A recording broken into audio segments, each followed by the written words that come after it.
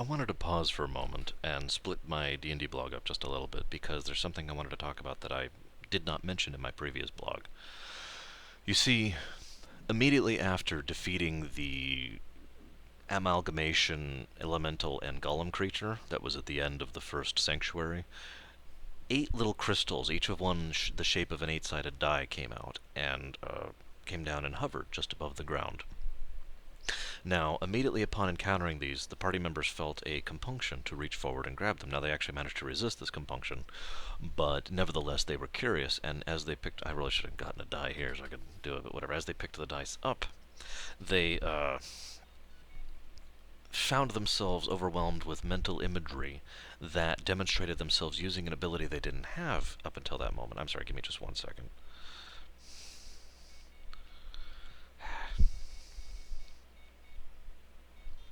There we go. Now, they quickly deduced that what would happen is that what it was that these crystals were in essence a form of materia. I haven't talked about how materia works in my setting too much yet. Materia is naturally formed, solidified magic that comes directly from one of the elemental ley lines, okay? The way it works with an individual is you take a piece of materia. Again, I wish I had a prop on me. You take a piece of materia, which is the end of my scarf here. Just bear with me. And you slot it directly into your soul, right? Now, in so doing, you gain some static benefit, you gain some additional abilities, perhaps. Actually, ability materia are the most rare ones. What more often you will find is something that will increase your strength by 3, or your will save by 4, or your HP by 5, or whatever, or give you some damage or distance, that kind of thing. That's the most common form of materia. And the general point is that as you level up, as you as a sentient being become more powerful, your soul becomes more powerful as well, and therefore you may slot more materia within your soul. Now you can obviously pull out and pull in at will. It's not a permanent binding, but this is I guess that's actually it. But the point is that many attempts have been made to artificially create materia which have failed, and artificially infuse materia which have also failed, and that'll become more relevant later. But they deduced that these items are very similar to materia. There are a couple chain differences. These are permanent. These will actually fuse with your soul and become a part of you forevermore. The abilities these grant, these are all abilities that these grant. Powers is the generic term I have given to them. And these power crystals each give you some unique ability. Now, the catches here, the rules, I guess I should say, is in each bundle of 8 that appears, you can choose one. Okay? Once you choose one, you can't choose another one. Once you have chosen one, obviously because it is now permanently bound within your soul, someone else cannot take it either. Make sense? So the final rule, speaking out of character for a moment, is that I will not give you the stats of the abilities. I will give you that mental image I just mentioned. You know, you get a visual representation of what it is you do, and I usually tend to actually do this kind of thing in order to give them a sort of a visual representation, the players a visual representation of what it is their characters are actually seeing. Now, part of the point in that is that part of the point in making the choice in that manner is I don't want them to min-max. I don't want them to pick whichever one does the most damage or does the most heals or is the strongest buff or whatever. I want them to pick the thing that they think their character would be most interested in. I want there to be more of a role-playing reason to pick a power rather than a role-playing reason to pick a power, if you understand what I mean. And so far it's worked out quite well. Now there's a couple of things that I had to lay out so that they would trust me on this one, but I spent a considerable amount of time basically balancing these powers against each other. Again, as I mentioned when I revamped the entire magic system, I had to use a basic metric in order to make everything mathematically balanced against each other. And this is the same type of system I used with regards to these powers. So relatively speaking, unless I made a mistake, which is always possible, although I haven't yet, because they've been using them for some time at this point, everything is balanced against each other. Some things are more utility-based. Each bundle of 8 has at least 2 abilities that are used for healing, rather than, whatever else. And there are a few things that are passive, that is to say, always active, rather than simply something you do, right? And they are quite varied. Now, pulling out here again to the GM perspective of making this game, these powers are what I like to call a perfectly shaped puzzle piece for me as a GM. These fulfill so many different perspectives for me that it's kind of silly. Number one, first and foremost, they're this is not something I would do for most characters who are playing in this setting. For example, I already have one other campaign, I think I mentioned this, going for this setting with someone who does not have any exceptional powers and is not particularly tied into those particular main plots over there. They do not get these particular power crystals, and there's a lot of reasons for that. But the first, which I just mentioned, is that I want these players to be I want them to be elevated but not too high. You see, a good GM will always be struggling with this fact, the idea that the players need to be powerful. They need to be strong in relation to each other and in relation to the world, but not too strong. It is a very difficult tightrope and balancing act in order to maintain, and is something that these powers enabled me a more or less direct control over, because I can, for lore reasons, change whether or not you get one of these crystals at any given point in time, or indeed if you get more, things like that, right? And I can. There's all sorts of tools this offers me in the interest of balance, because trying to maintain that balance is very hard. The second puzzle piece, the second side of the puzzle piece that this maintains, is the fact that it doesn't matter what class they are, which is absolutely amazing, because I prefer to tell my characters, my players, I should say, I prefer to tell my players, you can play whatever you want to. But anybody who's played D&D proper, especially in a true campaign, a long-term campaign, knows that you have to have some kind of class balance going on. And so in order to be able to do that, I need something else to artificially help balance the scales, and these are absolutely fantastic for that type of balancing to go on. The third side of the puzzle piece here is the fact that these are a huge lore mystery. This is something that they haven't even had a hint of solving yet.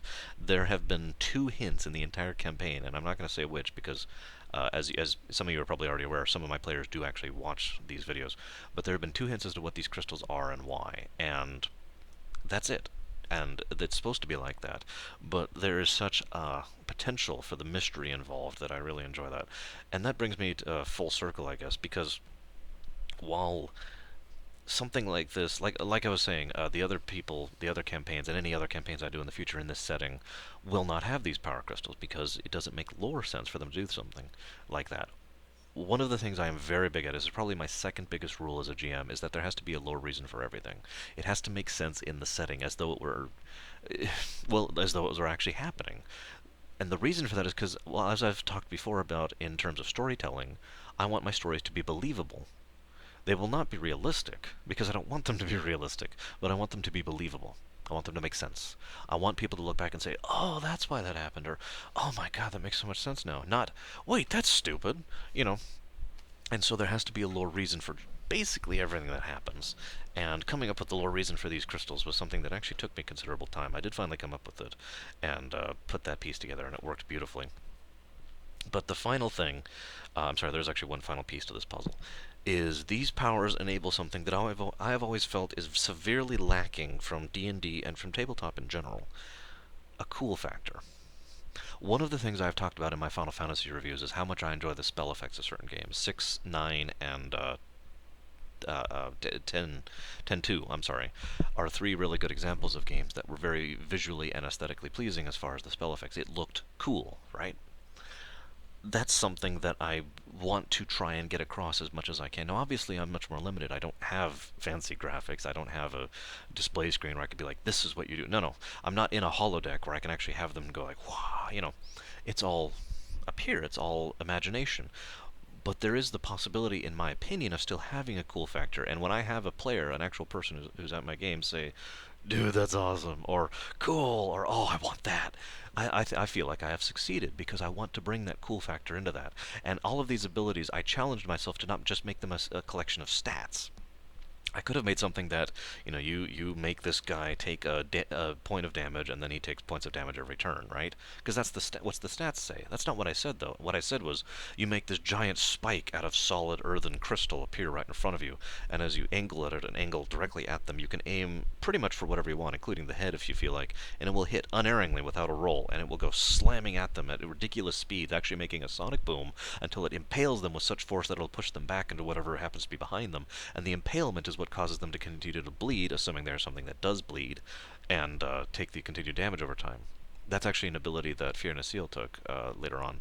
And so that's the kind of thing I want. Now, obviously, that's just one example. These are dozens of examples. In fact, there's 96 powers I designed, all told, and I do intend to use them in the future for something because I designed 96 of them, and I'd like to see that work go to some use other than this campaign. But long story short, having this level of flexibility offered to me as a GM is something that is unparalleled and something that, if you have the creative mind and the time and effort to devote towards it, I do recommend for anyone else out there. Now, one of the things someone asked that I do is I mention which powers they pick up as they go. Fiona Seal took up an ability called, well, actually, I don't remember what the abilities are called, actually, off the top of my head. I came up with the names. But she has the ability to turn herself into a living whirlwind of feathers, not feathers, flowers and petals and leaves and vines and branches and things like that, all sorts of flora, right? And this little whirlwind it covers a 3 by 3 area on the grid. It can move at her standard move speed. She can't take any other action while she's like this, and it lasts for however many rounds. I believe it's one round per level total. And anything that ends, if she ends her round right here, anything within this enemy or foe, or I'm sorry, enemy or foe, enemy or friend, gets healed for a certain amount based on her level. And that also includes herself, regardless, obviously. And it can't be used to hover or fly because it is still limited to ground, but it can be used to strategically heal and heal allies as well, obviously, because it heals anything. She took that ability. The Flux took the ability. I do remember this one because he's used it so often. Steel Body. Steel Body actually gives you a fair amount of stat buffs, which I will not recount here because basically it doesn't matter per se. For the audience's sake, if you imagine yourself turning into solid living steel, like Colossus, I guess would be a good example from X-Men, that's basically what he does. But it also converts everything that he has on him, all his equipment, all his gear, his weapon. So his weapons all do bludgeoning damage from that point on, as long as Steel Body stays active. They do additional damage based on the materials chart, which I guess I haven't mentioned yet. I'll mention that in just a second. And assuming they were steel, and he gains a certain amount of damage reduction, a certain amount of increased armor, additional hit die, that sort of thing, right? And that's the abilities the two of them chose.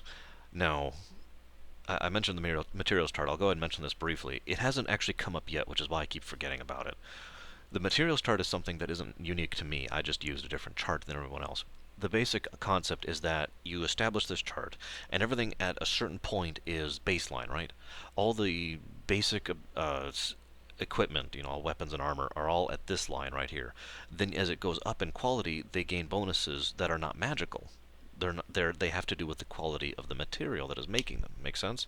So, for example, some types of leathers can only be used to make armor. Some types of metals can only be used to make weapons. But the point is, I have a chart, and so steel happens to be reasonably high up. I believe it's a +3 total to both armor and weapons. So again, as long as he's got that axe, he has a two-handed axe at the moment. It is now a +3 axe, sort of. Even though it's not magically +3, it is crafting +3. Does that make sense? Now let's continue with the story. As I mentioned last time, immediately after defeating that boss and getting their crystals, Fiona Seal was kind of hit across the head emotionally. A lot of this early story is about Fiona Seal and the revelations about her people and what's going on. This is all by design. There is a very strong story for Flux as well, but we haven't quite reached that yet. But she discovers after some time that the teleport pad will lead to a destination known as the Garden. Now, the Garden, which is also I sometimes refer to as the Hub, which I really shouldn't because there's something else called the Hub in this setting, is, if you could imagine, a island, okay? And now this island is not large. This island is maybe a few hundred yards across, okay? You could see from edge to edge just by standing in the middle. It slopes off and then comes up, and then there's a plateau. It's all flat, right up until basically the edges of the island where it cuts off and then goes off, slopes off into the water, right? Now the water is completely still. There's no wind, there's no waves, there's no movements whatsoever, and there is a sun in the sky, but it's not moving, okay? This whole island is beatific beyond words. It's all naturally organic with two exceptions, which I'll get to in a moment. Everything here is natural. Well, ironically, I shouldn't actually say that given the circumstances, but anyways, everything there is flora. Everything there is trees and flowers and bushes and all that sort of thing, right? It is a garden. Now, The characters, one of the things I found as a GM, and I actually rather enjoy this, is sometimes your players surprise you by taking a room that you basically did not spend too much time on and really examining it because they believe something's there. Some GMs like to prod them along. And I will do that on occasion. I've actually only done that once so far. If I can't think of anything interesting enough to have in that room, and I will say so honestly, there's nothing interesting in this room. Please move on. And they'll say okay. And they said okay. The one time I had to do this, it was a hallway. It was literally just a hallway. It had to exist because there had to be a door for the next room, and that room had a lot in it. But in this garden, I had initially designed it to be several things, and they just kept examining, and I just kind of kept building into it. This builds into that improvisation thing I keep mentioning over and over because I knew what this place actually was, which I will not tell you because my viewers watch this and they haven't figured it out. Or I'm sorry, my players watch this and they haven't figured this out yet. But I knew what it actually was, so I could answer those questions as they continue to examine, even beyond what I had actually planned ahead. For example, they determined that they actually only recognized the flowers in one section of it. It was, in fact, if you could picture this, is this mirrored? I guess it would be mirrored. So this is southeast over here, if this is mirrored, as I'm imagining it. If it isn't, I apologize, but so this would be southeast. But anyways, in the southeast corner here, there were flowers that they recognized, and they didn't recognize any of the other flora, with some very rare exceptions, most of which were generic trees, right? But all these flowers down here all followed a pattern of being dark colors, very earthy colors, burgundy and deep green, that kind of thing. And they recognized all of them. There were also three other bundles of flowers up here in the four corners of this area. All of them were also patterned after a certain color type, but they didn't recognize any of them. So they deduced, based on the circumstances, that each of these four spots were representative of the four islands that were established as a sanctuary from whatever it is whoever was here was running from. So little information at this point.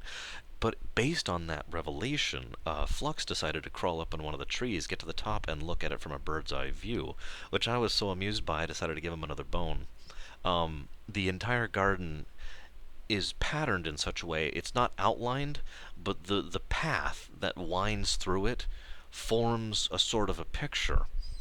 And I went ahead and drew it out for him so he could see exactly what it looked like. And I was like, okay, and here's the things. And the four islands, the four chunks of flowers were actually outside of that path. And he was like, awesome. And so Flux and Fiona Sale both naturally assumed this was a designed in the feature of a map of the mainland, whatever the mainland was, because they still have only heard of this place. And they really liked that. Now, one of the very important thing about the garden is as soon as they showed up, they've been out and about for several hours at this point, and have fought two battles, and one of them was a boss, and have gone through several puzzles and several strifes, and one of them has been emotionally turmoiled almost to the point of insanity.